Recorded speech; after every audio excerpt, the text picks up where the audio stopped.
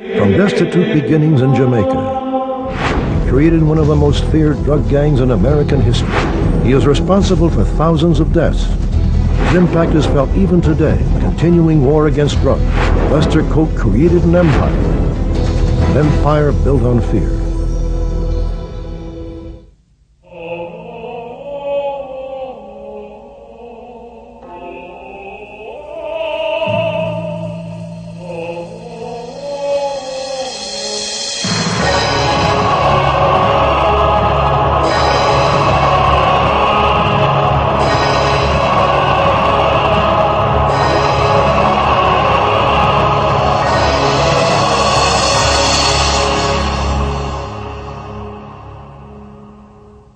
In the annals of organized crime, violence is not uncommon.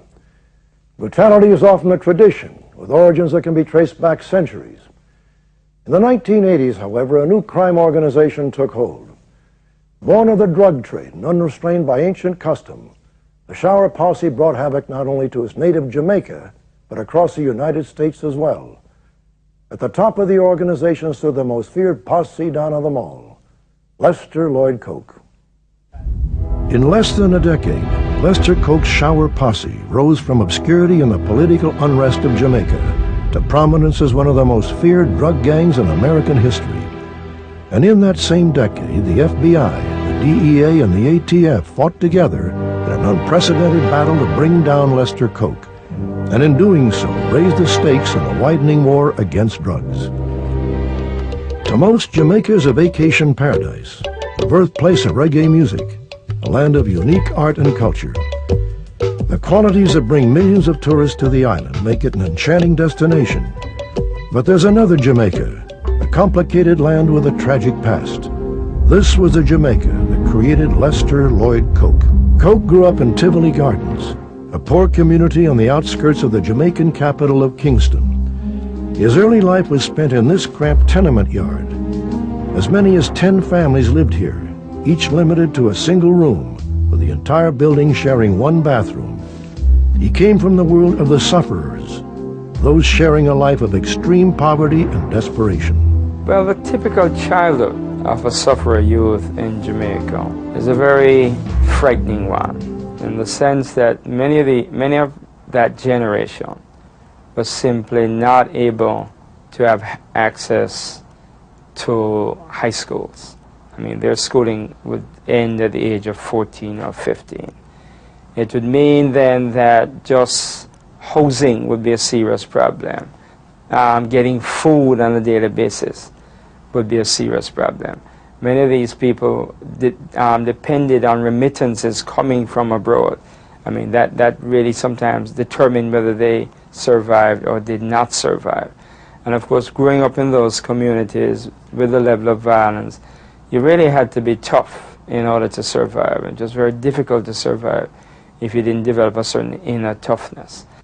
While researching for her book on Jamaican posses, author Laurie Gunst became intimately familiar with the people and the spirit of Jamaica. I came to realize that the main sound that I remembered from Kingston's ghettos was the sound of children crying. It is really weeping and wailing and crying that I remember most of all from those streets. That and the hot sun beating down and the hunger. It's a destitution that is almost impossible for an American to understand, because in this country we always have hope. It's a huge country. There's always another frontier. There's always a place to go. In Jamaica, there's nowhere to go unless you can escape from the rock, unless you're one of the tiny lucky few who have a visa and can get to the United States. Otherwise, for you, there will be no hope.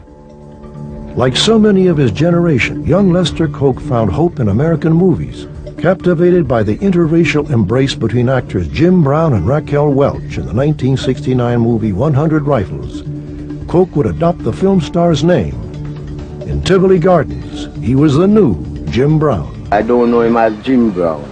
I know him as Bye-Bye, because that's the name we called him when he was a little boy going to school. The boy that Taylor Egbert Edwards knew as Bye-Bye offered no hint of his future path. You never see him even fight a boy. I never see him do nothing at all. I know him as a clean man. I used to make his pants when he was a little boy, going to school. So we was associated when he was a small boy, quite nice youth, grew with us, and Milk Lane. Brown began to learn a trade. He was a welder, a cabinet maker, and a locksmith. His neighbors saw him as a good, hard-working young man, a man looking for an opportunity. But in time, his ambition would lead him to a criminal career, achieving for him the dream of many of the poor in Jamaica, the freedom to escape. The Jamaican people have had a very difficult history. It's a history that is rooted in slavery and in colonialism. But the Jamaican people are also very imaginative, very creative, very aggressive, and very willing to resist oppression. One of the unique features about slavery in Jamaica is that almost every 5 years there was a major rebellion. And I think that there is something in the Jamaican spirit that makes us willing to resist oppression. Now, that might manifest itself in different forms. What you have in Jamaica is a third world democracy struggling to accommodate itself to a very harsh reality, which is extreme poverty of the majority and the very great wealth of the very, very few. That's not a situation in which democracy thrives. In 1962, the world was on the brink of a third world war when Soviet missiles were placed on Cuban territory. In a tense showdown, the United States demanded their immediate removal. Finally, the Soviet Union acquiesced. From then on, the United States considered the entire Caribbean an important frontier in the East-West struggle. So what happened was that Jamaica began to be drawn into the orbit of this struggle, and her politics polarized accordingly. So that by the time Michael Manley became Prime Minister in 1972 and articulated socialism as the path his People's National Party was going to follow, and Edward Seaga emerged as the leader of the Jamaica Labour Party, and he was a significant force on the right side, that is the right-wing side. Politics in Jamaica polarized very sharply along these two lines. And that meant that as far as the ghettos were concerned, there was going to be increasing polarization between the two parties and increasing violence, as both sides enlisted their paladins, their gunfighters, to control vast areas of Kingston's ghetto downtown. Basil Wilson, provost of the John Jay College of Criminal Justice, has written extensively on the political history of his native Jamaica. And one of the things that emerged is a battle for scarce resources. So the party in power tended to build low-income housing and distributed that housing to their supporters. And politicians vying for power would politicize particular communities, be able to provide those communities with contracts, with low-income housing, with other niceties of government. And I think that led to highly politicized communities where elections then became a life and death struggle. And the level of this warfare is almost impossible for an American to understand because it involves strategies and tactics such as burning people out of their homes. If there's an area that's known to be packed with supporters of one party and you're in the other party and you want to unseat them, you simply torch that neighborhood by night and shoot at the firemen as they're trying to put out the blaze. And when the blaze is over, you bulldoze the rubble and build a housing scheme, as it's called in Jamaica, a housing project, and you pack it full of your own supporters. Because the construction trades in Jamaica were so corrupt and were so tied into the politicians, and because the tribal warfare downtown often consisted of burning out entire neighborhoods in downtown Kingston, the contractor had a particularly lucrative tie to the two political parties, because when you were a contractor and an area was burnt out and needed to be rebuilt, if you had ties to a politician, you would be the one he would call.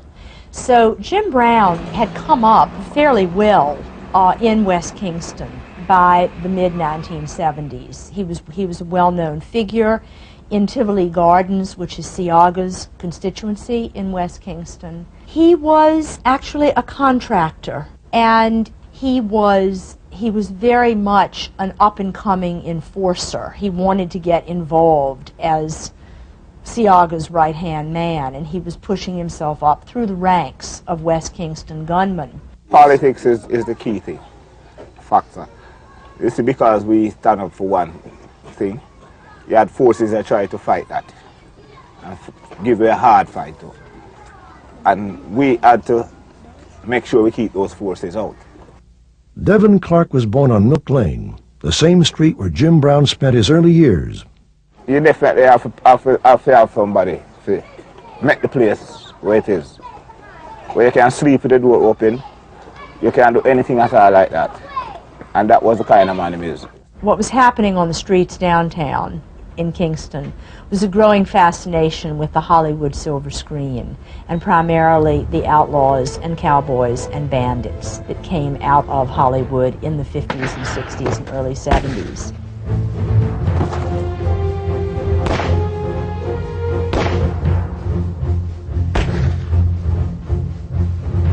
All of these movies really captured the Jamaican imagination.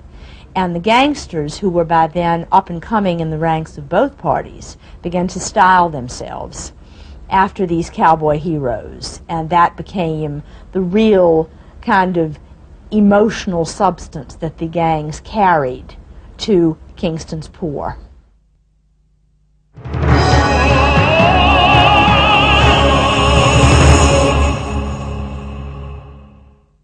In 1980, a pivotal national election in Jamaica was a culmination of the political unrest that had shaken the foundations of its government. The radical divisions between Michael Manley and Edward Seaga led to disaster. The 1980 election in Jamaica was a bloodbath in which perhaps as many as 1,000 people lost their lives. The level of terror in 1980 was unlike anything Jamaicans had ever experienced before. Anybody who had a grudge to settle in Kingston or anywhere else in the island hoped to get themselves recruited. Most of the gunmen wanted to fire shots for the Jamaica Labour Party because it was already well known by that time that the Jamaica Labour Party was the one favored by the United States and the CIA. As expected, Edward Seaga and his Jamaican Labour Party were swept into power, a power that extended to one of his strongest supporters, Jim Brown. With Seaga's victory, Brown emerged not only as his bodyguard, but as a leader in Tivoli Garden. So that when the election was over, what you had was victorious gunmen, of whom Jim Brown was the most important. He emerged at the top of the heap after 1980, and losing gunmen on the PNP side, who got the message very quickly that they had better get out of the island if they wanted to live. So that was really, it was the 1980 election in Jamaica that initiated the exodus of the posses to the United States. Because once that election was over, there was only room in Jamaica for a few of the victorious posse dons. It was only the ones at the very top of the heap who were very closest to Seaga, who were going to really be able to parlay the work they had done for Seaga in the 1980 election into continuing a lucrative life. Though Jim Brown, as Don of Tivoli Gardens, was already earning a reputation as a man to be feared, he was still considered a hero to his followers. To them, he was living the Hollywood screen legend of the American West, the lone, misunderstood gunman, achieving good against all odds. He was a person who decided to stand up for the cause of the community. He put himself forward, he sacrificed himself for that, for we in the community. The Don would be synonymous with that of a grandfather. The Don basically is the leader within the community. He provides the protection, and he tends to be a major figure. A champion, yes. Champion, because he was a champion for the people. To the people in West Kingston. Him respect the people them, and the people them give him the same amount of respect. I will love that, you know. As much as law enforcement will look at the Dons as being criminals, within the community, the Dons are seen as leaders, as community activists, as people who provide the community with certain basic necessities. So I think you have an interesting contradiction there as to who is looking at the Don and who is interpreting what the Don is doing, and whether the Don is benefiting the community or is in fact being detrimental to the community. A good man, but if it comes to the test, you know, a good man can turn.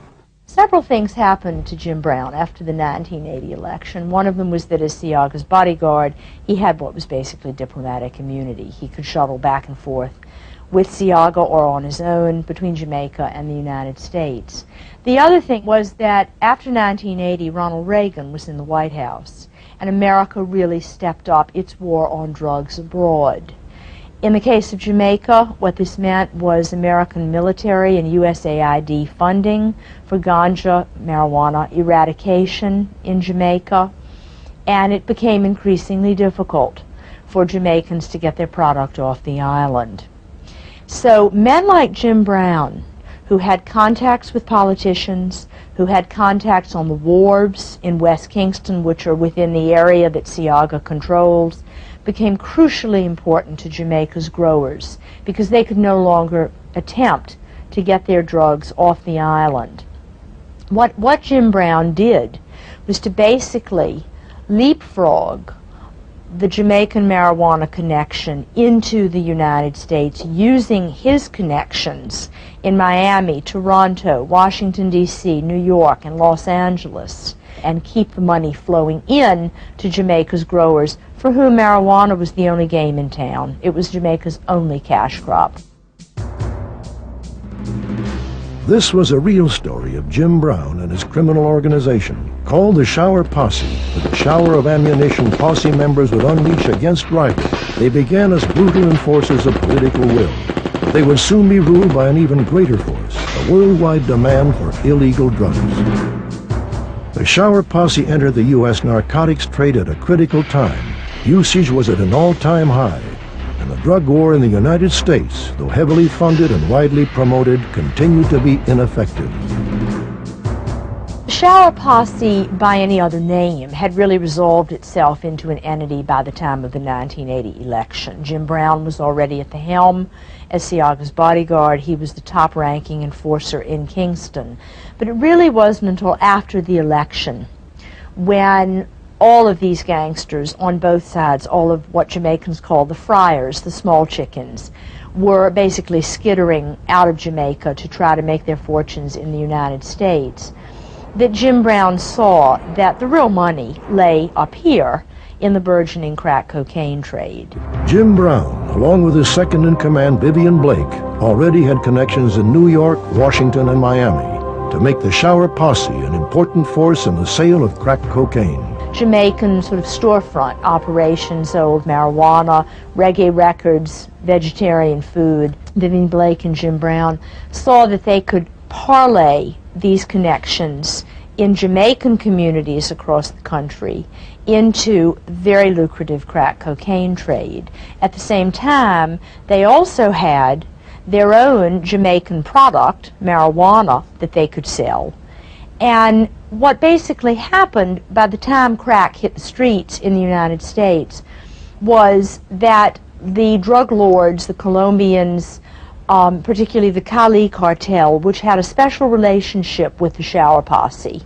It's been said that the Cali cartel handpicked Jim Brown and the Shower to be its street-level middlemen in the United States.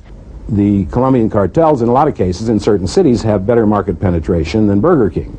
It's if you don't believe me, ask any cop. Ask the next cop you see. He will tell you that he can find drugs or drug users or drug dealers probably within a few blocks of where you're standing right at that very moment.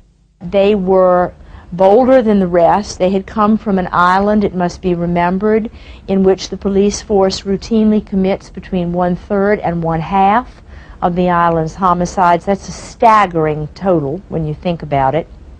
So these were gangsters who were perfectly willing to violate the most important rule that the underworld has ever known, which is don't kill cops. Jamaicans do not abide by that rule. They were perfectly willing to kill police officers, and they were perfectly willing to shoot anybody who was in the way. They thrived on violence, and they were quite willing to use it, and this made them ideal street-level enforcers.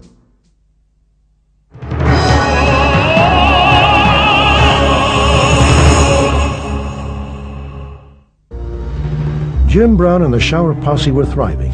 In Jamaica, he was at the height of his power. When the neighboring community of Rima posed a threat, it was Brown who led a reprisal raid in which 12 people were murdered. Though there was a public outcry, he was never brought to justice. Instead, the government seemed to expand his ability to move freely to and from Jamaica. For Brown, business was good. Crack cocaine usage had grown to epidemic proportions in the United States. Law enforcement so far was ineffective. The body count attributed to Shower Posse violence continued to rise. According to the United Nations, the drug market internationally is somewhere around $400 billion a year, which puts it ahead of the oil business and slightly behind the arms trade as number 2 in the top 3 industries on the planet today. That money is going tax-free into the hands of some of the worst people on the planet. And they are using that money to strengthen themselves. The United States authorities had no idea who Jim Brown was. He was shuttling back and forth between Kingston and Miami, and almost as soon as he got to Miami in 1984, he perpetrated a multiple homicide in a crack house in Miami in which 5 people, one of them a pregnant woman who knelt and prayed for her life while he executed her, 5 people were killed. And speaking of dominance, this is a way you do it. This is a way you get your name known on the street in the drug trade, is by being willing to perpetrate these kinds of homicides. It was only after the 1984 crack house slayings in Miami that federal law enforcement authorities and the Metro-Dade police in Miami realized that Jim Brown and Lester Lloyd Coke were the same person. March 30th, 1985. Shower Posse members opened fire on 300 reggae dancers at the Firemen's Benevolent Association Ball in Fort Lauderdale, Florida. 1 man is killed, 3 others injured. The body count from posse violence continues to rise. The thing that really snafu'd the posses in the United States and brought alcohol, tobacco, and firearms into the prosecution of them was their penchant for interstate firearms trafficking. They became very good at buying guns in Ohio, Virginia, and West Virginia. Those were their 3 favorite states, and ferrying them up by car to New York, Boston, wherever guns were needed for posse operations. At that point, Jim Brown was also sending firearms back to Jamaica. In 1984, the Shower did send down to Jamaica an enormous shipment of firearms that wound up on the Kingston wharves, and someone was tipped off, and so the person who was to claim it never did.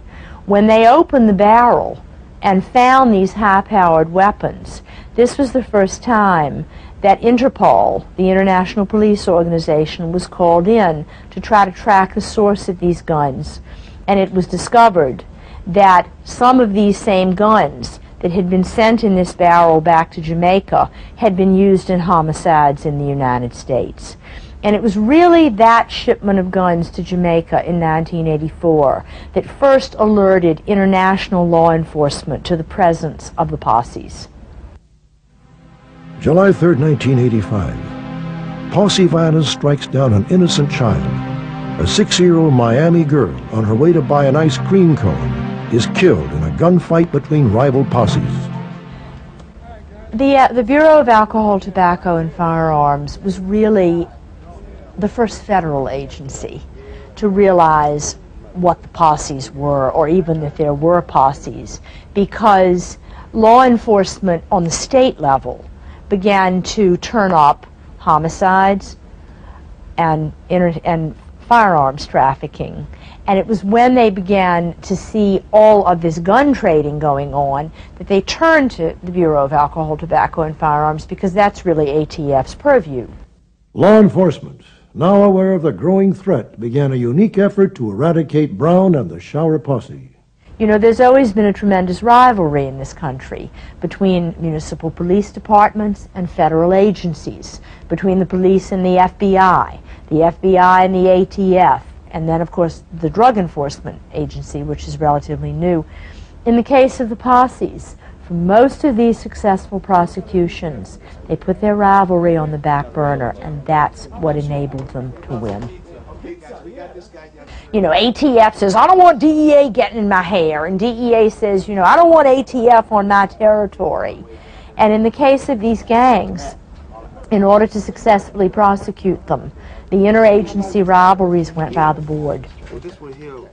I think the most exciting and interesting thing about busting the posses as far as American law enforcement was concerned was that, as an ATF agent in New York told me, these guys were really bad, and we knew that if we wanted to take them out, we were going to have to drop our rivalry.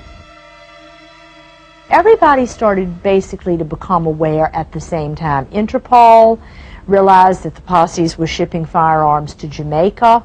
They called in ATF's help. Various state and municipal law enforcement realized that there was this Jamaican presence that was very violent, that had a great deal of firepower that they had never seen before. So it really all began to happen 84, 85. That was really when the United States authorities awoke to the presence of the posses. The New York office of the FBI began to research the need for and the possibility of creating a squad dedicated to targeting Jamaican criminal organizations. The research found that from the late 70s into the 80s and throughout the 80s, the Jamaican organized criminal groups were becoming more and more of a presence, both here in New York and across the country. And the Shower Posse was one of the largest posses ever to dominate the New York criminal landscape. The Shower was really, I think, the only posse of its day that deserved to be called Jamaican organized crime. At the very top was Jim Brown and his right-hand man, Vivian Blake, who, legend has it, had a scholarship to play soccer at Columbia University and left to sell drugs. Vivian Blake was educated, he was polished, he was the son of a man who had been in the People's National Party with Norman Washington Manley in the 30s and 40s. Jim Brown was sort of a ghetto ruffian, if you will, and Vivian Blake had the charm and the connections uptown. They were the real leaders. The Shower had various trusted henchmen all over the United States, but they all did report to Jim Brown and Vivian Blake, and it was a much more centralized organization. It was probably really the only posse that you could give the name of organized crime to. I have heard it said that Jamaican organized crime is an oxymoron, that it should better be called Jamaican disorganized crime, because the truth of the matter was, as any federal agent will tell you, that Jamaicans never had the kind of omerta bond of loyalty that the mafia did.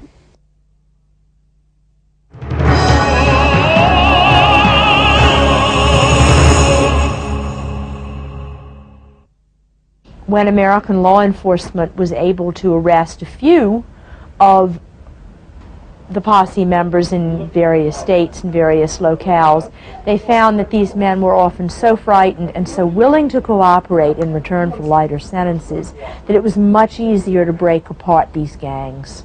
Once you roped in one or two of its troops or its workers, they would sing operas for law enforcement about the operation. The Jamaican posse didn't have a strict code of silence among its members. What it did was, to make up for that, was practice an extreme level of violence and intimidation. And simply, not out of honor did people not talk, but out of fear they did not talk. And I think they made up for a long history of not talking about the activities, as some of these traditional groups did.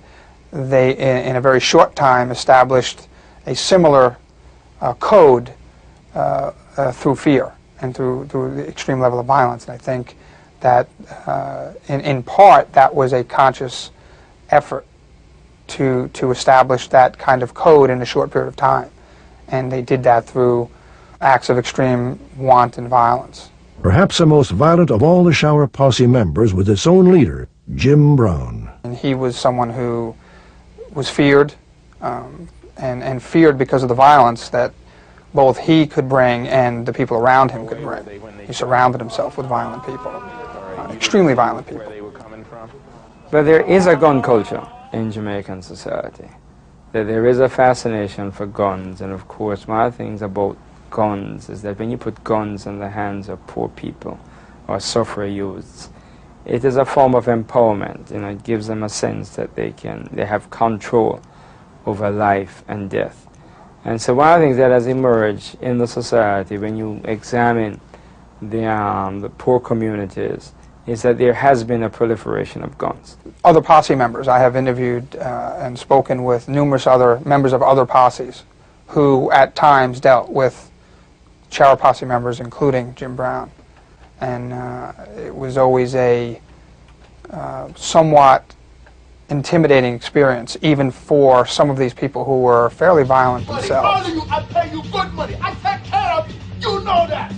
I put food on your table. And they always knew when they were going into some kind of transaction with him, and personally or with his people around him, that they had to be very careful because of his reputation that preceded him.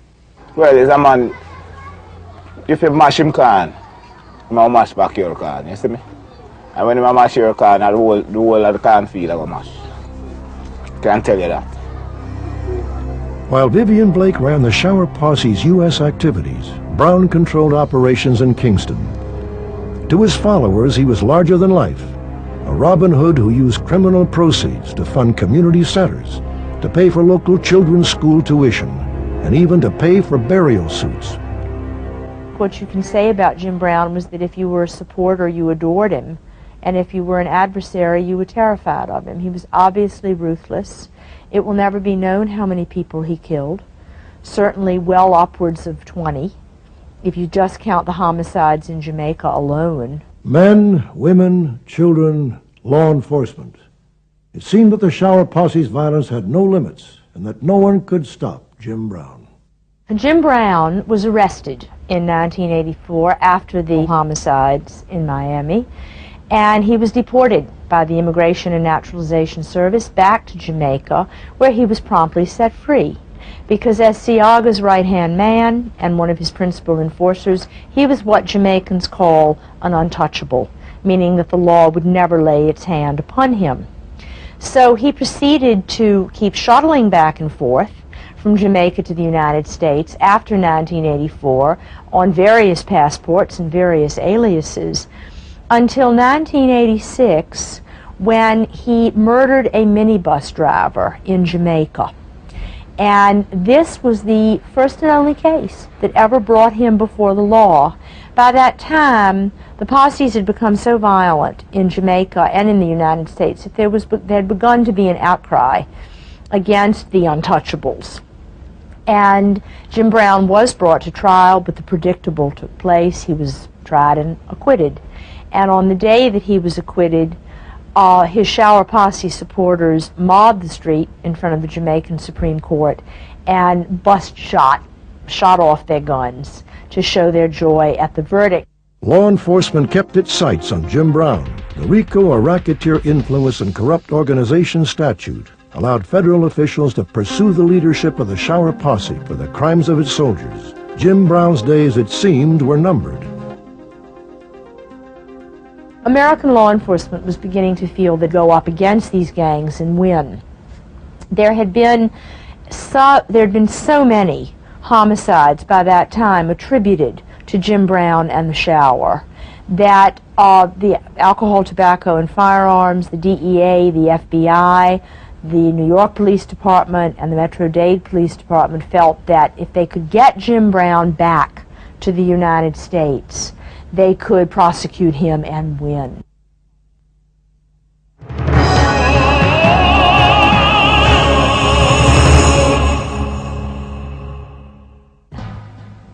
Continuing pressure from the United States and ongoing violence on the streets of Kingston finally forced the Jamaican government to take Brown into custody.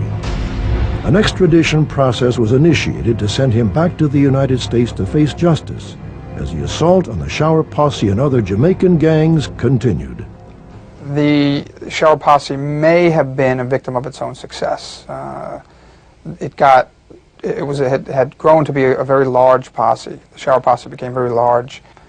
With the advent of crack cocaine coming on the scene, it created huge amounts of cash for these groups, a high profit margin, and the cash resulted in internal feuds. More people wanted more of the cash. The posses at that time had a very vertical organizational structure where the people at the top are the people that benefited the most, and the people in the middle and at the lower ends didn't benefit too much. And with the advent of this huge inflow of cash from the sale of crack cocaine, it created a lot of problems within the posses and the Shower Posse. A large posse like that, and internal strife kind of came into play, and splinter groups started to form, and members started to relocate to other areas where they thought they could establish their own crack cocaine business. U.S. authorities continue their assault on Jamaican posses. Robert Chacon recalls one important raid. December 6th, 1990, a coordinated effort led by the New York office of the FBI in conjunction with the New York City Police Department, the Bureau of Alcohol, Tobacco, and Firearms, the State Department, the Immigration Service, and numerous other state and local and federal agencies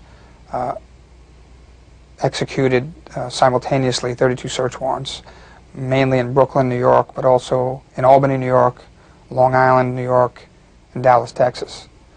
The search warrants targeted numerous locations known to be used by the posse, used as either residences or warehouses for cash and guns and drugs.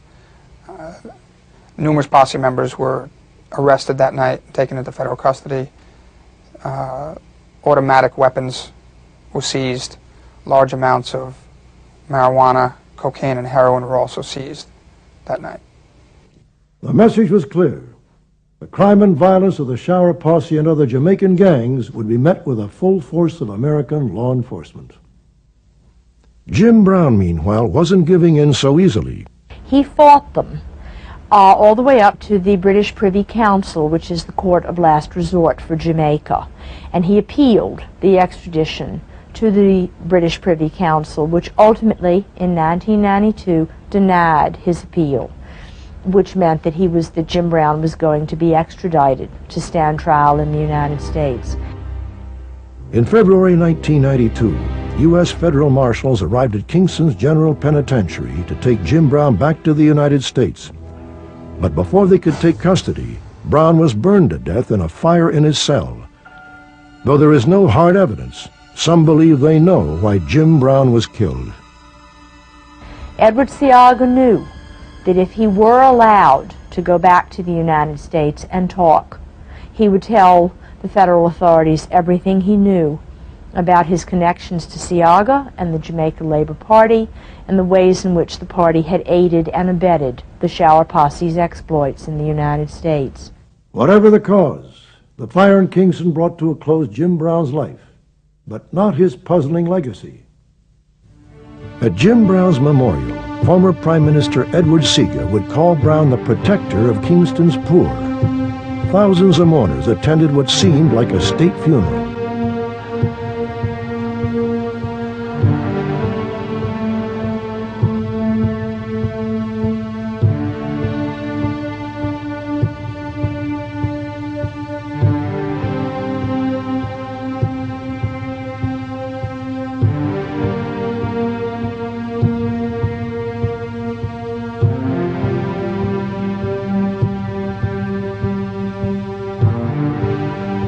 The question is often asked, why, if these men are so violent, why, if they kill so many in their own neighborhoods in the line of duty, why are they seen as heroes? Why are they seen as Robin Hoods to the fore? And the reason is really very simple. It's that throughout the 1980s, as the International Monetary Fund crack down on debt-ridden third world countries like Jamaica. And as the New World Economic Order increasingly marginalized countries like Jamaica, the drug trade became the only game in town. These men like Jim Brown and his shower posse, became the only people who were putting shoes on the feet of children, who were putting roofs over people's heads, who, when Hurricane Gilbert hit Jamaica in the fall of 1988, and the government was so corrupt that it never dispensed any of the foreign aid and the rebuilding materials that various countries provided, it was the posses who had the foreign capital, who had the hard cash, and to basically resuscitate entire communities. So that when somebody needs money to pay a child's school entrance fee, they're going to turn to their local posse. That's who they're going to go to for help, because they can't go to the government anymore. These governments have been so crippled by the International Monetary Fund that they have nothing to dispense. So basically what you're seeing, and you're seeing it all over the world, you're seeing it in Mexico, you're seeing it in Colombia, you're seeing it in Jamaica, and all the islands throughout the Caribbean, is a withering away of the power of the state. You're seeing states that are now so impotent, so unable to really provide for their own people, that the drug trade steps in to fill the vacuum. And that is why these men, despite their violence and their mayhem, are seen as Robin Hood heroes to the poor. The thing that plagues Jamaican society, and it is something that the society has to resolve in the coming decades, is how do you distribute wealth much more evenly, much more symmetrically. A democratic society as Jamaica cannot really maintain social order effectively or non-coercively unless it can find a way to include its marginalized elements, its unemployed, its very poor, into the benefits of the society. And that's a challenge that confronts the society in the coming decades.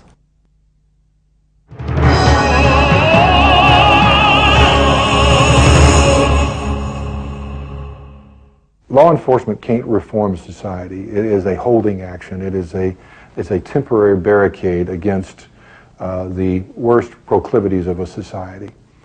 What we need to do in the United States and elsewhere is to find ways to convince the public to shy away from those activities which support organized crime, which organized crime feeds itself. You'll never eliminate crime from society. But what you can do is that if you reduce the level of marginalization, you will invariably reduce the level of violence in a society. Any society, if it wants to reduce the level of violence, if it wants to achieve a state of wholesomeness, if it wants to increase to a high level of civility, it has got to find ways in which young people can be channeled in such a way that they can become productive human beings. If you block those channels, then you set up a system in which people are reproduced as gunmen, as hustlers, as people with an irreverence for human life.